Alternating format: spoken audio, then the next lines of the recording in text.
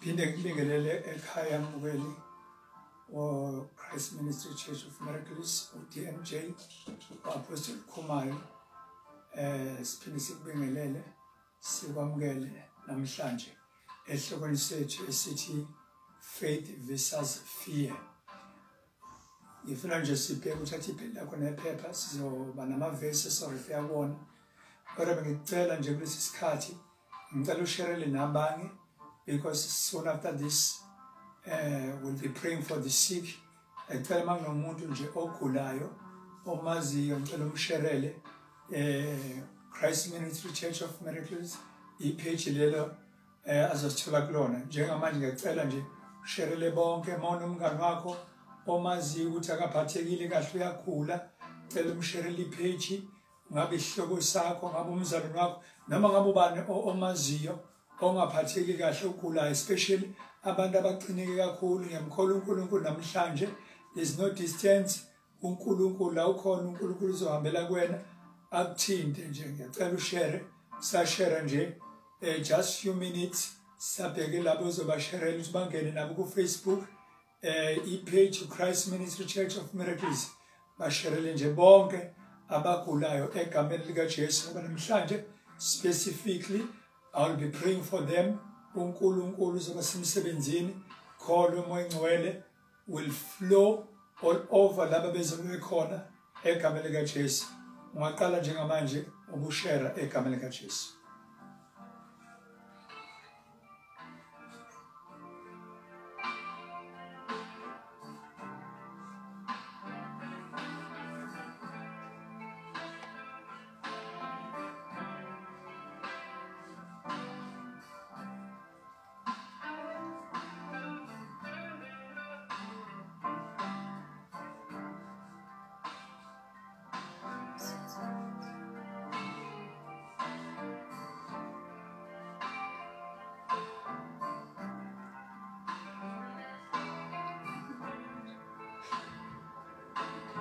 Qhubeka nje mlaleli wethu umbukeli wethu ushare page tshela bonke nje abangani bakho bamneme makhona ohleli nabo sondela nabo eduze nibukele nabo sizoshare izwi lenkosi. Thereafter we'll be praying for the sick. Please share ungalenzi iphutha namhlanje uNkulunkulu kulibene dynamic way egameni lika Jesu laba bazobe bethandazela. Ngicela nje umkholo uNkulunkulu qhubeka ushare egameni lika Jesu.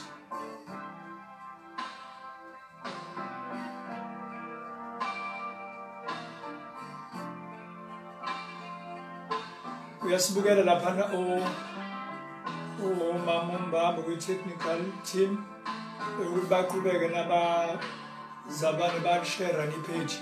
Please share abantu nje abanye ungadli wedwa.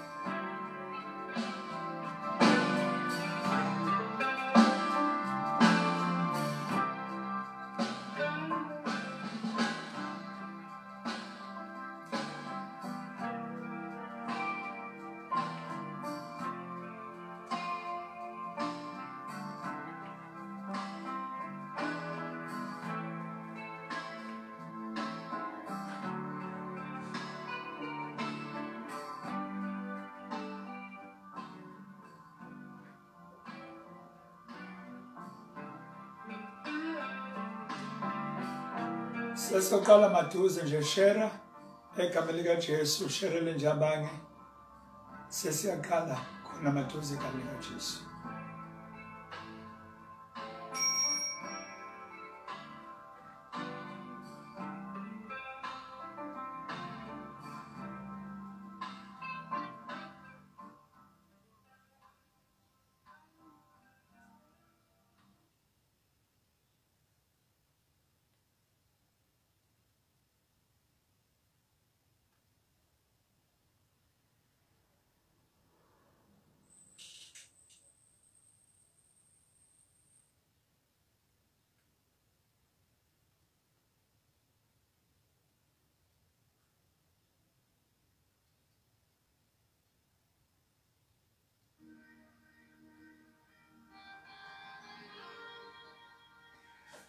Siphinde sikwamukele umlaleli wethu umbukeli wethu ekhaya igama likaJesu.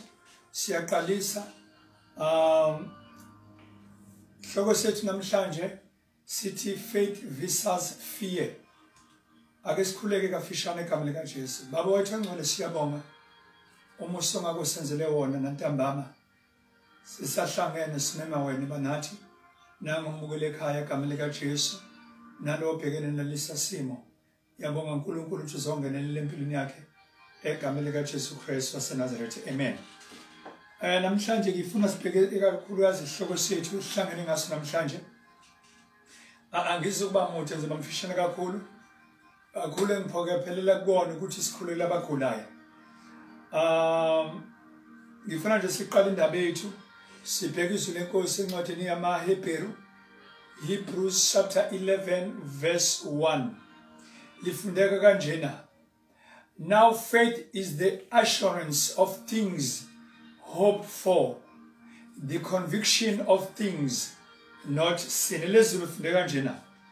Kepha ukukholwa unqiniseka ngezinto ezithenjwayo, kuyiqiniso ngezinto ezingabonwayo.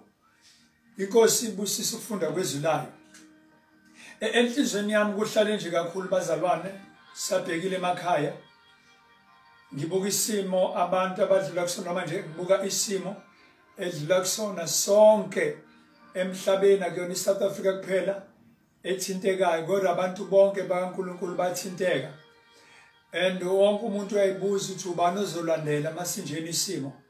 Abantu banovalo emakhaya, abantu banaleso simo sokuthi kamakhelwane kuyangcwatshwa nasesontweni ade ngcwatshwa ungcwatshwa ngisho abafundisi sitha siyanyenyeza endlebeni abantu banemicabango emibi abange mebelele banamaphupha abaphuphayo kodwa namhlanje sokunikeza isiqiniseko sokuthi uNkulunkulu phezulu kwalezo zimo ngoba uNkulunkulu elithi iBhayibheli lami wambula izinto zasekugcineni ezambula ngasekuqaleni.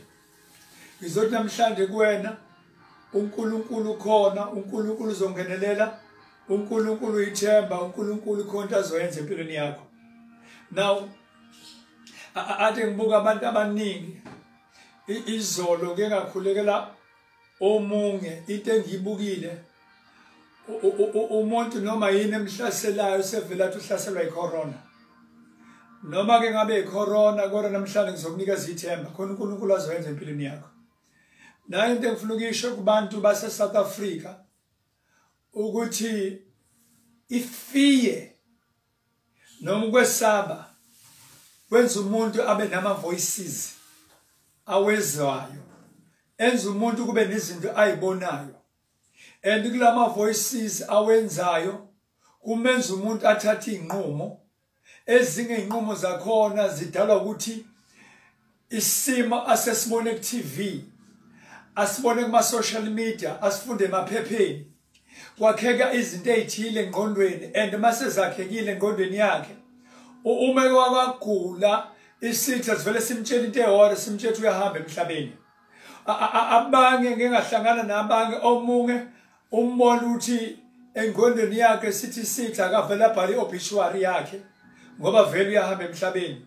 Ngizolalela according to Psalms 118 verse 17 lithi angiyikufa ngizophila ngimemezela indaba kaNkulunkulu. Ngifuna lento ifake uyigcishe engqondweni yakho uyiphile ukukhuluma. Lithi izwi lenkosi ngiyakholwa and therefore siyakhuluma. Ungagcini ngokukholwa, uma ukholwa uyakhuluma. Lo mhlaba esikuwona wadalwa uNkulunkulu ngezwi, wakhuluma ngezwi lakhe wathi akube khona ukukhanya kwabakhona. Ngamamazwi akusiza ukuvela ukholwe masuyathula. Ingakho siba neprayer. Iprayer ila sikhumana khona noNkulunkulu khona. Iprayer ila sakha khona ialtar, kube negateway noma kube neportal whereby sikhumana noNkulunkulu. God asikhumana noNkulunkulu sithule, siyakhuluma. Ngifuna ukuthi namhlanje eyintweni obhekene nazo kulobo buhlungu obhekene nabo khona uNkulunkulu uthi khona azoyenza. Lithi izwi lenkosi faith is the assurance of things hoped for. Uyadlula ke ekuthembeni kufike kwenye level ekuthi it is the conviction of things not seen. Ngamamazi ukholwa izinto ongayibonanga ngoba lithi iBhayibheli encwadini yama-Hebrews lithi lokho esikubonayo akuvelanga kokubonwayo. Ngamamazi izinto oyibonayo ayiqalanga kwezibonwayo. Ngoba zonke izinto oyibona zikhona emhlabeni ayicontrolwa izinto zaka physical. Sicontrolwa izinto zaka spiritual. That is why kuzwa abantu bethi there is a spiritual world. In other words, uma ubona izinto zaka physical sezenzeka, lezi zinto oyibona physical, they have already begun in the spiritual world. There is what you call a spiritual world. So uma ubona izinto zikhona emhlabeni, you cannot experience into emhlabeni ingazange bekhona kwelikamoya. So faith is the assurance of things hoped for, the conviction of things not seen. Lezi zinto ongayiboni zikhona. Ukuthi uyagula ngifuna ukuthi ukuphila kukhona. Ukuthi njengamanje uza ama-pains kodwa ukukholwa kukhona. Ukuthi uyile bakutshela wahlolwa wadiagnose ukuthi i-corona nayo izinto ezizwile and zilethe ifear empilweni yakho. Fear versus faith, or faith versus fear. Uthi uNkulunkulu kholwa izinto ongayiboni. Ithi fear ngikholwa kanjani ngoba sengizwile ukuthi thiwa ngiyagula kune-corona. Suzwile. And njengoba usuzwile ngizothi mina dlula entweni oyizwile i-opinion ade ngithi Sunday i-opinion yabantu kutshela ezinye izinto. Namanje ngifuna ukusho ukuthi i-opinion kadokotela isikutshelile ukuthi wena une-corona. But uNkulunkulu uthi kholwa ilento ongayiboni ngoba izoletha into ozoyibona. Ukholwa into ongayiboni. Lalela kuyi-evidence. Ngifuna ukuthi ubambe i-evidence. Kunjengokuba nomuzi, ungaba nomuzi kodwa kuwona wakho bongenatayitela. Into esho ukuthi umuzi wakho itayitela. Ngizothi mina bamba i-title deed yokuthi wena usuphilile noma ungaboni. Ifear njengamanje ithi usengitshelile udokotela ukuthi ngiyagula and sengibabonile abantu abaningi, sengibonile ngisho president bephathwe lesi sifo. Ngibona abantu abadumile, abantu abaziwayo emhlabeni badlula ngaso. Ngizothi wena ngeke udlule ngaso. Ngizothi wena ngeke ufe. Wena uyindawo. Psalm 118 verse 17. Ngiyophila angiyukufa. Ngeke ufe. Ngikholwa uNkulunkulu. Ifike yenza ukuthi umuntu abe nama voices awezwayo. Enye ama voices akhona ukuqala usathana empilweni yakhe yomuntu into ayiletha enefear ukuthi uzofa. Into aqoba ngayo abantu ukuthi ubenze babuka izimo ezenzekile kwabanye abantu. Lalela ukuthi ngitshele nginto, wena unique. Usene assignment. The fact ukuthi uphethwe icorona kodwa usaphila kusena assignment osafanele uyiqedele. So kholwa ke njengamanje, kholwa izwi kaNkulunkulu, kholwa into eshiwo uNkulunkulu. Musu ukulalela ifear ekulethela ukuthi uzofa, wena uzophila. Usathana lokutshela ukuthi uzofa ngoba ubona abakabantu. Mawufunda incwadi kaMatthew, Matthew 21 verse 22. Matthew 21 verse 22. And whatever you ask in prayer, you will receive if you have faith. Whatever you ask in prayer, you will receive if you have faith. Ongokucelayo ngumkhuleko, yonke into ayicela ngumkhuleko. Lalela umkhuleko ubonakala. Umkhuleko it's a spiritual thing. And uletha izinto zaka spirit. Njamanje sizothandaza ngasekugcineni. Sizothandaza uNkulunkulu ophilayo. Kodwa kuzolethwa ukuphila uzobe ungakuboni. Lalela, ifear ithi ngizophila kanjani? Ade ngiphuza amaphilisi, ade ngistima, kodwa isifuba sisethense angibreathe kahle. Ngazi uNkulunkulu ophilisayo. azi uNkulunkulu ophilisa umuntu ekhaya sekuphela ithemba akumkhona uNkulunkulu wami ngiyazi uphuza amaphilisi kodwa umehluko awumboni khona abaningi namhlanje abazothola ubufakazi namhlanje abantu abaningi bazothola ubufakazi angisho kusasa masithandaza sinokukholwa not isithandaza nje kuphela masithandaza sinokukholwa ukukholwa kwethu kuzosenza siconnect ekuphileni kwethu kodwa ifear izothi kade babethanazelwa abantu kade abantu befa phambi kwami lalela bafe phambi kwakho hayi phambi kaNkulunkulu ifear lekutshela ukuthi nawe uzofa ngizothi mina ngeke ubalandele wena uzophila sizokhuluma ukuphila phezulu kwempilo yakho awuyindawo uzophila egameni lika Jesu ifear lekutshela lonto ukuthi uzofa we are not going to die we are going to live tell yourself that you won't die you shall live and proclaim the word of God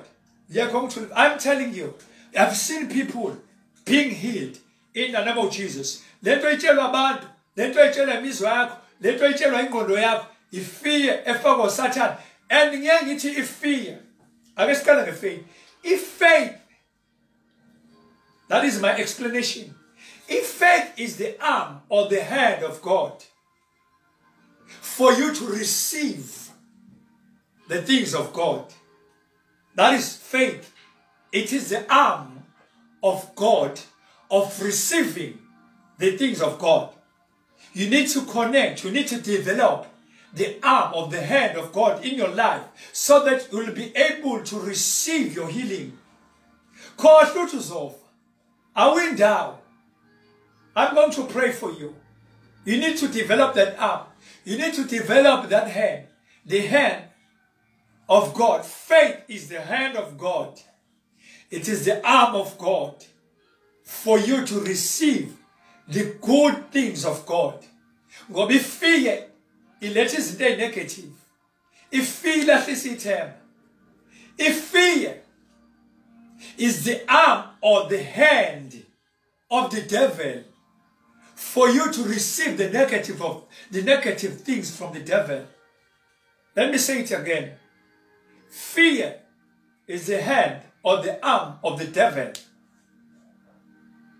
for you to receive the things or the negative things of the devil. Right now, you have developed the hand of the devil to receive a fear in your life. You have fear of death. Ujetu uzofa. Awindawo uzophila. Funa udevelop manje ingalo kaNkulunkulu. Ufuna udevelop isandla sikaNkulunkulu. I'm going to pray for you. Mofunda base Roma. Romans chapter 10. It says, so faith comes from hearing, and hearing through the word of Christ, or the word of God. Let me say it again. So faith comes from hearing, and hearing through the word of Christ, or the word of God. That is faith. Iza ngokukholwa. Ulalela izwi likaNkulunkulu ifaith leyo. Kodwa ifear yenza ukuthi ungalilaleli izwi likaNkulunkulu ulalele izwi labantu. Yenza ukuthi ungalilaleli izwi likaNkulunkulu ulalele izwi likadokotela. Udokotela ukhulumile futhi akanaphutha. Ukhuluma according to indlela afunde ngayo. Uhlala university wafunda uqualified. But ngazi udokotela mina ngaphezulu kodokotela. Ngazi udokotela mina ongavela kuLazarus insuku sezu4. Ngazi udokotela mina ovusa abantu kwicancer. Ngazi udokotela ongaphezulu kodokotela. Ngazi udokotela umuntu ovusa abantu kwiAIDS. Ngazi udokotela abantu sebephelelwe inwele. Sekuhleki ngazi udokotela mina omehlisa inwele. Ngazi udokotela mina ovusa abantu ekufeni. Ngazi udokotela mina oyisingane esikolweni umuntu ade ngazi ngoJanuary ukuthi ingane ngizoyisa ngani. Ngazi udokotela mina owangivusa esibhedlela. Onesi nodokotela bethi uyagula but asazi ukuthi uguliswa yini. Kodwa futhi awusindi. Nambi ngikhona. I am a living testimony. Now uzophila. Egameni likaNkulunkulu we are going to live. You shall live. You won't die. Have faith in God. I'll pray for you. Uzophila igama lika Jesu. Faith comes from hearing. Usubazwile abantu. Akuzwe izwi likaNkulunkulu uzophila. Siqhubeleke phambili. 1 Corinthians chapter 2 verse 5. That your faith might not rest in the wisdom of men, but in the power of God. Let me say it again. That your faith might not rest in the wisdom of men, but in the power of God. Lalela, uma uNkulunkulu ezosebenza empilweni yakho, akufanele ukukhola kwakho kumncike wisdom yabantu. It is not about the wisdom of men. It is all about the power of God. Ingakho abange ngenxa yefiye ufike ngengezomnye umuntu ethi eqoke esibhedlela ethi into eqedisa abantu esibhedlela ithemba noma edala abantu babe nefiye ukubona abantu ehodini okade ephila yena egula kakhulu ebona kuhambe lo ebona kufa lo ade egula kancane ahambe emhlabeni yena kade egula kakhulu ebone esalame sekuphela ithemba athi njoba lo esefile shuthi nawe uyalandela ifiye levela kusathana asiniki kubantu esibabone beshona asiniki kodokotela asiniki kuyisdom yabantu abayuniversity mawufuna ubona uNkulunkulu esebenza kunika kwipower yakhe namhlanje sizoconnecta kwipower kaNkulunkulu. You need to connect to the power of God. You need to connect to the power of the Holy Ghost. Right now, God is at work. Ekhaya uzongenelela. Egama lika Jesu. Ufuna sifunde izwi lokugcina. Ngithe angizuba mude, ngizoba mfishane. Sesokhuleka egama lika Jesu. Ngifuna sibheke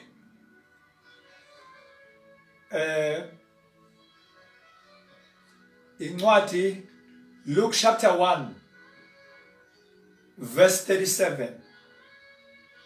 For nothing will be impossible with God. For nothing will be impossible with God. Akukho ongenzeki kuNkulunkulu. Ongenzeki kubantu lalela. Ongenzeki kubantu kuNkulunkulu kuyenzeka. Lento abantu sebehlulekile kuyona. uNkulunkulu akahlulekile. Invite bonke abantu engathandazi. Invite bonke abantu esothandazi. Abantu bahlulekile, imithi ihlulekile. Lalela. Ungizwe kahle. I'm not saying lento oyinikeziwe ungayisebenzisi udokotela. But listen to the voice of God. Listen to the wisdom of God. Listen.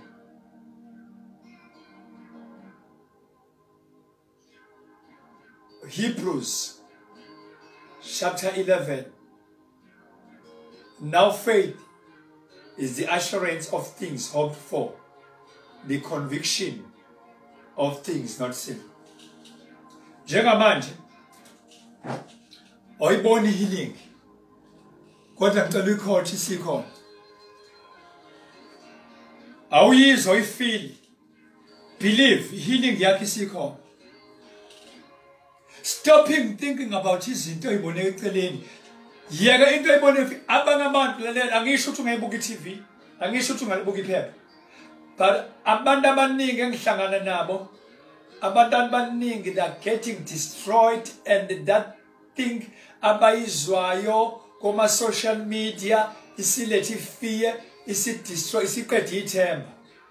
Akuvali indlebe zakho manje akubheke uNkulunkulu. Kunento azoyenza. Believe me, God is going to heal you. Let's say namhlanje, it's all about ukuletha ithemba nefaith empilweni yakho. uNkulunkulu uzophilisa. Ake sidevelop namhlanje isandla sikaNkulunkulu ubamba ukuphila kwakho. Develop ingalo kaNkulunkulu ubamba ukuphila kwakho. Incwadi kaIsaya uthi ngemvimbo yakhe saphilisa, ngesikhathi eshaywa, ngesikhathi elingwa emzimbeni wakhe kwakuletha ukuphila kuye wena. And lokuphila kwakhe ugarantiwe. Ezinye izinto ngeke ngigaranti, imithi odokotela ngeke ngigaranti, amaphilisi ngeke wagaranti, kodwa namhlanje ngigarantile i-healing kaJesu. Healing is coming into your house. Healing is coming into your body. Healing is coming into your mind. Egameni likaJesu uzophila, uzophila. uLazarus zathi u4 mawami ngiyakubona ekhaya. Oh hallelujah. Kunomama ngimbona ekhaya, ngiyacela umtshele la mama, cela umtshele ngizothandaza igama likaJesu. La kubhlungu khona, la kubhlungu khona. Uzobeka isandla sakho. I'm going to pray. Healing is about to take place. Healing is about to take place in your life. Enganeni yakho abange ngicela ubambe lento. Uma kunengane yakho egula esibhedlela, eluthatha into yayo ibambe ngesandla. Call. That thing like also repeat will be a point of contact for your child to be healed. It will be a point. Just grab lento iphethe. Uma we skip with t-shirt whatever ibambe ngokukholo. Ibambe ngokukholo. Ukuthi umntanami uyaphila manje egameni likaJesu. La ekhona uma kukhokho wakho, kuma wakho, kubaba wakho, ubhuti wakho, umngani wakho, usisi wakho, bamba into yakhe njengamanje ngokukholo. Uma ingekho into ongayibamba, bamba ngokukholwa. Ngicela ufumbathe njengoba ngenzile. Because ifaith ayibonakali, but uyayikholwa. I-healing asiyiboni njengamanje, but siyayikholwa ukuthi sikhona, i-evidence yokuthi isikhona. Alamakosha lamahane. Zile breko rabadara rabosa. Le mehende redebe kosada lamahane. You'll be healed. Believe me. Believe me. Abange njengamanje bangikhuluma. Bazovuka bame ngenyawo. Eyibhedlela egameni likaJesu. Lo muntu osesibhedlela, uma sengithanda zona uzobiza igama lakhe. Uzothi ngegama likaJesu ubiza igama lakhe. Ngegama likaJesu usho igama lakhe, vuka, phila. Noma ngabe useGoli, noma ngabe ukuphi la ekhona, noma ngabe kuyiphi province uzophila egama likaJesu. Lalela. Oh hallelujah.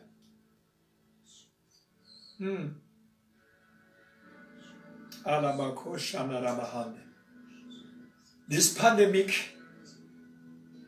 silimaza imiqondo yabantu. This pandemic is destroying our families. It's very painful. I'm feeling it. It's very painful ubona imndeni ihlukene, omunye usesibhedlela, omunye uquarantine ekamereni. Ingane ihleli zodwa. Hlakaza imndeni. But believe my God, the Holy Spirit is at work right now as I'm speaking. The Holy Ghost is at work. Okay, ngicela ungenzile kanjeni. Mawuthi indaba isekhanda, beka isandla sakhe ekhanda. Mawuthi sesifubeni sovuleka njengoba ngikhuluma, sizovuleka njengoba ngikhuluma. Hayi kusasa. And ngicela nabantu obasherelile. Uzobafonela, uzomtshela ukuthi kwenzekani kubona. Uzosithulela ufakazi egama likaJesu. Lobo bufakazi buzoletha ithemba kwabantu ukuthi uNkulunkulu uzoba nawo. Babukholwa kwakho singathandazi. Babukholwa kwakho singathandazi. Egama likaJesu. Just watch the screen in the name of Jesus. The power of the Holy Ghost, the ways of the Holy Ghost will flow right now into your house, into your body, right now as I speak. In the mighty name of Jesus Christ, I pray. You spirit of sickness, in Jesus' name, I command you, ekhanda, esifubeni, emzimbeni, kulamathamba abuhlungu, egameni likaJesu, kulama lungs abophekile, egameni likaJesu, kulomphimbo obuhlungu, egameni lika Jesu. Right now, be healed. Your demon, Labakora Basaya, you spirit of infirmity, in the name of Jesus. Moya kula, egameni lika Jesu, moya cindezeleka, egameni lika Jesu, moya stress, egameni lika Jesu, moya depression, egameni lika Jesu. I rebuke you right now in the name of Jesus. Suga kubo ninamathimoni okugula sukani kubantu bakaNkulunkulu egameni lika Jesu thethelana abantu bakaNkulunkulu in the name of Jesus. In the name of Jesus, the angels of God, they are ministering, they are all over, they are running up and down in the name of Jesus. They are bringing about healing in your life, in that house, in Jesus' name. Be healed, be healed, be healed in Jesus' name. Holy Ghost, take control. I release the power of the Holy Ghost, the fire of the Holy Ghost. You'll feel heat in your body. Right now, you'll feel heat in your body. Fire of the Holy Ghost. Kuleso sifuba, kulelo khanda, egameni lika Jesu, kulawo mathambo. Wena tungasasukume, sukuma uphile, phila njengamanje. In the name of Jesus, be healed. Labakora bahandelele besanda. Shala labakora barabosedi. Shele me koraba dolobosata. Zili mehende rebe koshata. Ribro korabahande. Lebedele besanda. Slindile be healed. Slindile be healed. Slindile be healed. Slindile be healed. I'm hearing the name Slindile be healed. Slindile be healed. Barbara be healed. Lebro kod smogile be healed. Precious be healed. Shiraba koraba be healed. Monde prokoshada. I'm seeing the family ndawonge ikholwa iyamkhola uNkulunkulu njengathi ngiminister iyamkhola uNkulunkulu yonke lo family njengamanje bengilalele. Receive ukuphila kwenu. Nonke kusukela enganeni kuya kubaba omdala lalela ungabusayikholwa lento kholwa izwi likaNkulunkulu. Oh, kholwa izwi ukuthi uno 60 years no 70 izwi likaNkulunkulu alinandaba ukuthi kuthiwa no 70 immune yakhe incane. Ngiyavuma abanama ngodokotela but kunoNkulunkulu unongaphezu kodokotela igama lakhe uJesu. In the name of Jesus kulomnyaka okuyona phila ngegama lika Jesu. Be healed in the name of Jesus. Be healed in the name of Jesus. Be healed in the name of Jesus. Be healed in Jesus' name. Labakora badarababushidi. Limahanda rabababushala lababahandi. Riprokora basaya labahandi. Shandelele sotokora bahandi. Shatakaposhele bihan. Abanga njoba nkuluma bezumlile bakaya. Bezumlile. As I am speaking, the fire of the Holy Ghost is traveling, You are feeling heat right now in your body. You are feeling heat.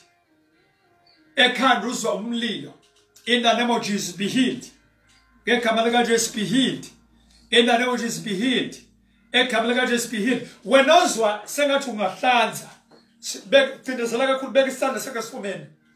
I command that demon. Let me tell you something. Corona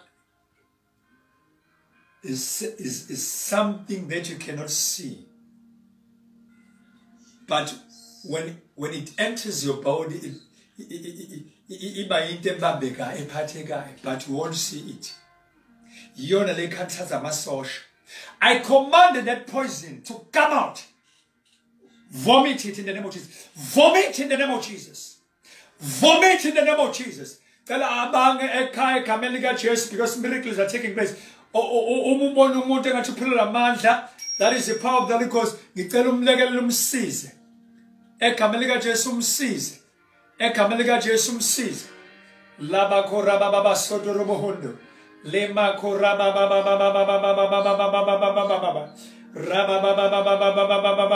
Let me give you some minutes.